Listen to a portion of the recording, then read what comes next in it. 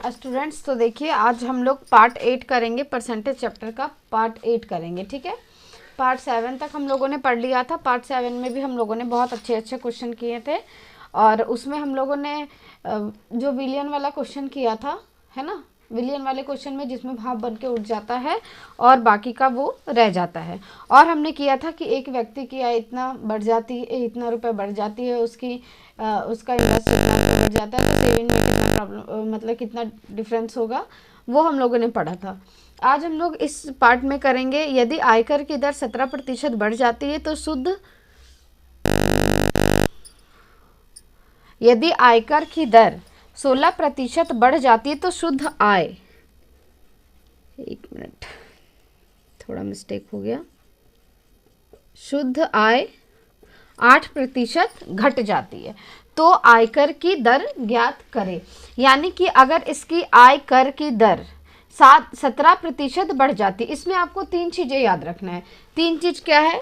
पहला चीज़ क्या होता है, वो हमारा होता है इनकम, इनकम होता है। और आयकर, आयकर का मतलब क्या हो गया, एक होता है इनकम टैक्स, यानी कि टैक्स हम लोग जितना देते हैं। और शुद्ध आय यानी कि हो गया आपका नेट इनकम, क्या होता है ये, NI यानी नेट इनकम हो गया। ये आपका इनकम हो गया, ये इनकम टैक्स हो गया जो हम लोग टैक्स देते हैं वो, और ये होता है हमारा नेट इनकम जो बचता है। यानी कि अगर हम इनकम की बात करें तो इनकम हमारा कितना होता है और नेट इनकम कितना, इनकम टैक्स कितना लगता है और उसमें हमारा नेट इनकम जो है वो कितना बचता है, ये हम इसमें पढ़ेंगे। ठीक है, इस तरह के क्वेश्चन में क्या होता है, देखिए आपको सबसे पहले इसमें कैसे समझना है। जैसे मान लीजिए अगर हमारा इनकम है 100 रुपये, ठीक है, हमारा इनकम है 100 रुपये और इसमें हमारा इनकम टैक्स जो है वो कट रहा है कितना, 10 रुपये, तो हमारा नेट इनकम इसमें कितना बचेगा, 90 रुपये, है ना। नेट इनकम हमारा वही होता है, यानी जो इनकम टैक्स कट के जो पैसे बचेंगे वही हमारा नेट इनकम होगा, जो इनकम होगा और इनकम टैक्स होगा और ये नेट इनकम होगा। उसके बाद अगर मान लीजिए कि ये नेट इनकम अगर हमारा 5 है, तो अगर इनकम 100 है, नेट इनकम टैक्स 5 है, तो यहाँ पे हमारा नेट इनकम कितना बचेगा, 95 बचेगा। अगर मान लीजिए ये 15 है तो ये कितना बचेगा, ये 85 बचेगा। ये हम लोग 100 से हम लोग कर रहे हैं, ठीक है, 100 से हम लोग कैलकुलेट कर रहे हैं। यानी कि जितना हमारा इनकम होगा उसमें से अगर हम इनकम टैक्स को घटा दें तो हमारा नेट इनकम बचेगा। ये चीज़ आपको समझ में आ गई। तो सेम चीज़ हम लोग इसी से अभी हम लोग क्वेश्चन को सॉल्व करेंगे कि यदि आयकर की दर 17% बढ़ जाती है तो शुद्ध आय 8% घट जाती है। यानी अगर आयकर की दर, यानी आयकर की दर इनकम टैक्स जो है अगर 17% इनकम टैक्स को बढ़ा दिया जाए तो जो नेट इनकम होगा वो हमारा 8% कम हो जाएगा। तो आयकर की दर ज्ञात करना है कि आयकर की दर उसमें कितनी है, ये हमें निकालना है। ठीक है, ये हमें निकालना है। अब देखिए हम कैसे करेंगे। आयकर की दर 17% बढ़ जाती है, यानी आयकर, यानी यहाँ पे देखें तो इनकम टैक्स है ना, इनकम टैक्स जो है, इनकम टैक्स की दर 17% बढ़ जाती है, तो इनकम टैक्स का 17%, ये हमारा हो गया क्वेश्चन। ठीक है, उसके बाद बोला है शुद्ध आय, यानी कि नेट इनकम, नेट इनकम का 8%, ये हो गया। यानी इनकम टैक्स का 17% बढ़ जाता है और नेट इनकम का 8% बढ़ जाता है, ये हो गया हमारा। अब देखिए इनकम टैक्स जो है वो कितना आ गया, 17%, यानी 17 और नीचे में 100, और ये हो गया नेट इनकम हमारा 8 और नीचे में 100। अब ये 100 से ये 100 कट जाएगा, बाकी तो नहीं कटेगा। यानी कि income tax by net income is equal to हमारा हो जाएगा 8/17, यानी इनकम टैक्स हमारा 8 आ गया और नेट इनकम की वैल्यू आ गया 17। तो इस तरह से क्या होगा कि अब इसमें हम लोग आगे कैसे करेंगे वो देखिए। अगर हमारा नेट इनकम, अब हम यहाँ पे इस पे देखेंगे, यानी हमारा इनकम जो है वो और इनकम टैक्स जो है, इनकम टैक्स हमारा 8 आ गया और नेट इनकम की वैल्यू हमारा कितना आ गया, 17 आ गया। यानी नेट इनकम जो है वो 17 है और इनकम टैक्स हमारा, इसकी वैल्यू ये आ गई 8 और नेट इनकम की वैल्यू आ गई 17। यानी अगर इनकम टैक्स 8 है और नेट इनकम 17 है तो इसका टोटल इनकम कितना हो जाएगा, ये 17 और 8 कितना हो गया, 25, यही हमारा हुआ ना। हम नेट इनकम को और इनकम टैक्स को अगर हम जोड़ दें वो किसके बराबर होता है, इनकम के बराबर होता है। यहाँ तक तो कोई दिक्कत नहीं। यहाँ से हमने इनकम टैक्स की वैल्यू निकाली, यहाँ से नेट इनकम की वैल्यू निकाली और फिर दोनों को ऐड कर दिया तो ये हमारा निकल गया इनकम। अब हमें बोला है कि तो आयकर की दर बताना है कि आय की दर जो है वो कितनी है, आयकर की दर कितनी है, यानी इनकम टैक्स जो है वह हमारा कितना प्रतिशत का है। तो कितना है, 8 है। इनकम टैक्स हमारा 8 है, कितना में से, 25 में से, और इंटू 100 हमें परसेंटेज निकालना है, इंटू 100 यानी 25 चौके 100 हो गया, यानी 8 चौक 32, यानी हमारा इनकम टैक्स जो है टैक्स हमारा कितना लग रहा है, 32% हमारा इसमें टैक्स लग रहा है। ठीक है, यहाँ तक आपको कोई दिक्कत है? चलिए इस क्वेश्चन को हम एक बार फिर से समझते हैं, फिर हम नए क्वेश्चन की तरफ बढ़ेंगे। इस क्वेश्चन में हमें बोला था कि इनकम टैक्स यानी आयकर की दर जो है वो 17% बढ़ जाती है और शुद्ध आय नेट इनकम जो है वो 8% घट जाता है।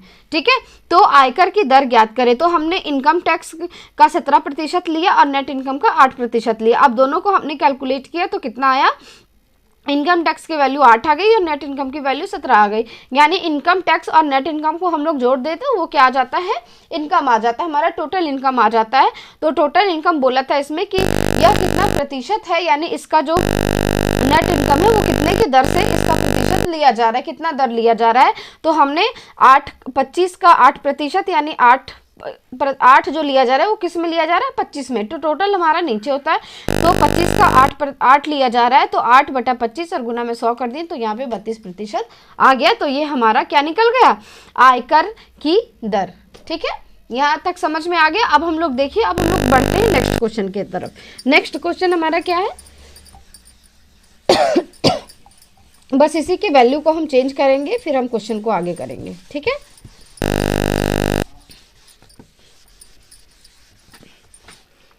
देखिए क्वेश्चन में क्या है, 17% के जगह पे हम वैल्यू चेंज कर देते हैं। अगर यहाँ पे 20% बढ़ जाती है और शुद्ध आय जो है अगर 5% घट जाती है। ठीक है, शुद्ध आय 5% घट जाती है तो आयकर की दर ज्ञात करें। सबसे पहले हम क्या लिखेंगे, income tax is equal to income tax into 20%।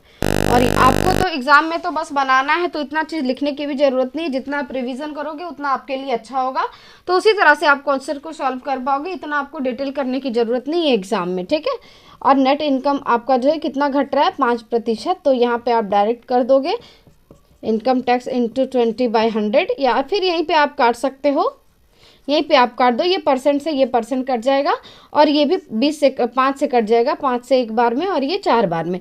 यानी इनकम टैक्स की वैल्यू हमारा कितना, इनकम टैक्स और नेट इनकम ये हमारा हो गया। हमारा इनकम टैक्स है 1 और हमारा नेट इनकम है 4। यानी कि अगर हम देखें तो इनकम और इनकम टैक्स और नेट इनकम ये हमारा आ गया। ठीक है, नेट इनकम, अगर नेट इनकम हमारा 4 है, इनकम टैक्स 1 है, तो टोटल कितना है, 5 है। यानी 1 का इनकम टैक्स लग रहा है 5 पे, 1 का इनकम टैक्स 5 पे, तो 100 पे कितना, यानी ये आ जाएगा आपका 20%। यानी इस पे इनकम टैक्स कितना लग रहा है, तो 20% का इसमें टैक्स लग रहा है।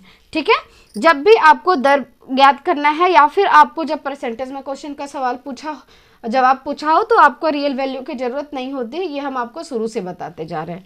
ठीक है, तो ये क्वेश्चन भी आपको समझ में आ गया होगा। अब हम एक और क्वेश्चन कर लेते हैं, इसी तरह का सेम क्वेश्चन करेंगे ताकि आपका रिवीजन अच्छे से हो जाए, फिर हम आगे बढ़ेंगे नेक्स्ट पार्ट की तरफ।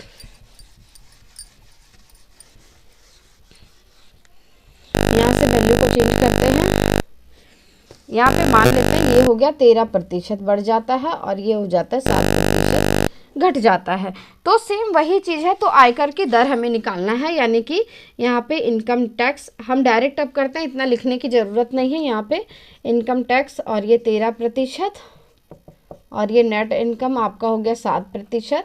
आप जब रिवीजन करोगे ना तब आप भी बिना क्वेश्चन को पढ़े, यानी कि बिना आप हिचकिचाए आप पूरे क्वेश्चन को अच्छे से सॉल्व कर पाओगे। लेकिन आपको मॉक टेस्ट लगाने की ज़रूरत है, आप मॉक टेस्ट लगा ही रहे होंगे क्योंकि एग्ज़ाम जो है वो बहुत नज़दीक आने वाला है। आपके पास सिर्फ 1 महीने से भी कम समय बचे हैं, क्योंकि 23 फरवरी से SSC GD का एग्ज़ाम शुरू होने वाला है ना, तो आपके पास बहुत कम समय बचे हैं।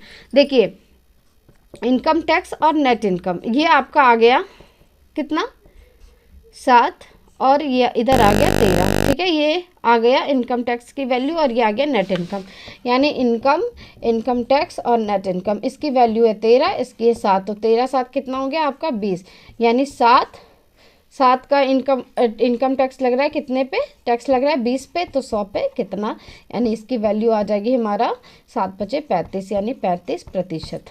तो इस तरह के क्वेश्चन जो है वो इसमें पूछे जाते हैं, आयकर की दर से और शुद्ध आय यानी नेट इनकम से, इस तरह के क्वेश्चन पूछे जाते हैं। तो आप इसको अच्छे से पढ़ लें, ये बहुत ज़्यादा हार्ड भी नहीं है।